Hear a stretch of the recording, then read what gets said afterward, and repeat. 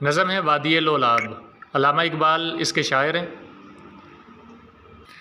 چونکہ علامہ اقبال کی اکثر شاعری جو ہے وہ بندہ مومن کے گرد گھومتی ہے، علامہ اقبال کا نظریہ بندہ مومن ہے، تو یہ جو وادی ہے وادی لولاب، یہاں پر چونکہ صوفیاء علماء کے رہنے کا یہ مقام تھا، تو اس وجہ سے پھر علامہ اقبال نے اس وادی کے متعلق خاص طور پر لکھا ہے۔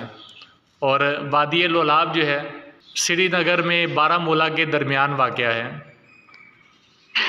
تو اس کا شعر ہے: پانی تیرے چشموں کا تڑپتا ہوا سیماب، مرغان سحر تیری فضاؤں میں ہے بےتاب۔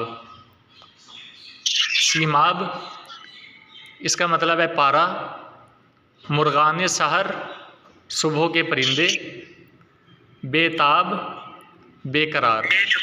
اس نظم میں وادی لولاب کو یا اس وادی کے باشندوں کو خطاب کرتے ہوئے علامہ اقبال نے کہا ہے کہ لولاب کی وادی تو بہت خوبصورت ہے، تیرے چشموں کا پانی پارے کی طرح صاف، شفاف، سفید اور تڑپتا ہوا ہے، اور تیری فضاؤں میں صبح کے وقت چہچہانے والے پرندے ادھر سے ادھر اڑتے پھرتے ہیں۔ لیکن کس قدر افسوس کا مقام ہے کہ اب ایسے ملک کے باشندے غلامی کی زنجیروں میں گرفتار ہوں۔ اگلا شعر ہے: گر صاحب ہنگامہ نہ ہو ممبر و محراب، دیں بندہ مومن کے لیے موت ہے یا خواب، اے وادی لولاب۔ معنی ہے صاحب ہنگامہ، ولولہ یا شورش رکھنے والا، ممبر و محراب مسجد کی وہ جگہ جس میں ممبر پر بیٹھ کر خطیب خطبہ دیتا ہے اور محراب کے نیچے کھڑے ہو کر امام امامت کراتا ہے۔ دین کا مراد ہوگا اسلام، بندہ مومن صاحب ایمان۔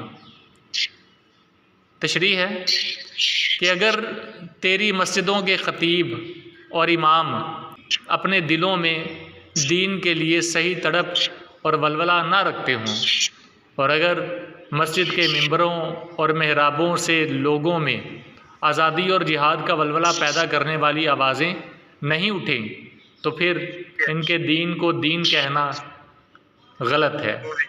دین تو صحیح اور عمل کا نام ہے، اور دین آزادی کا سبق دیتا ہے۔ انسان آزادی کی فطرت پر پیدا ہوا ہے، کسی بھی انسان کو کوئی شخص غلامی کا شکار نہیں بنا سکتا، اور غلامی بھی ہمیشہ نہیں رہتی، ایک وقت وہ آتا ہے۔ اگلا شعر ہے: ملا کی نظر نور فراست سے ہے خالی، بے سوز ہے مے خانہ صوفی کی مے تاب، اے وادی لولاب۔ ملا دین کا نمائندہ، صوفی روحانیت کا نمائندہ، نور فراست بصیرت کا نور، معاملات کی تہہ تک پہنچنا اور انجام تک پہنچانے والی روحانی شخصیت۔ سوز جس میں حرارت نہ ہو، مے خانہ شراب خانہ، مے ناب خالص شراب۔ تشریح اس طرح سے ہے کہ وادی لولاب آج تیرے شریعت اور طریقت کے علمبرداروں کی حالت ناگفتہ با ہے۔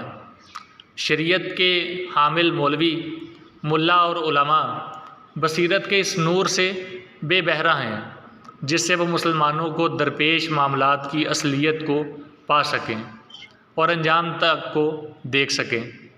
صوفی جو یہ دعویٰ کرتے ہیں کہ ان کے پاس وجدان کی شراب ہے اور یہ خالص شراب پی کر آدمی اللہ میں مست اور دوسری مستی سے کنارہ کش ہو جاتا ہے، وہ بھی رسم کے صوفی رہ گئے ہیں۔ ان کے شراب خانہ میں اب وہ خالص شراب جس کو پی کر پینے والے کی روح میں حرارت پیدا ہو جائے باقی نہیں ہے۔ اگلا شعر ہے: بیدار ہوں دل جس کی فغان سحر سے، اس قوم میں مدت سے وہ درویش ہے نایاب، اے وادی لولاب۔ بیدار ہوں، جاگ پڑیں، زندہ ہو جائیں، فغان سحر صبح کی فریاد، درویش فقیر روحانیت کا علمبردار نایاب ہے، ملتا نہیں۔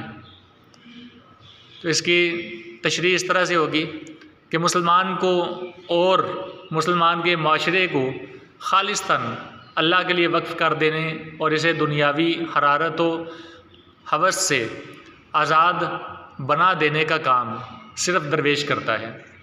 ایسا درویش اس کی صحبت کے فیض اور نگاہ کی تاثیر سے دل زندہ ہو جائے۔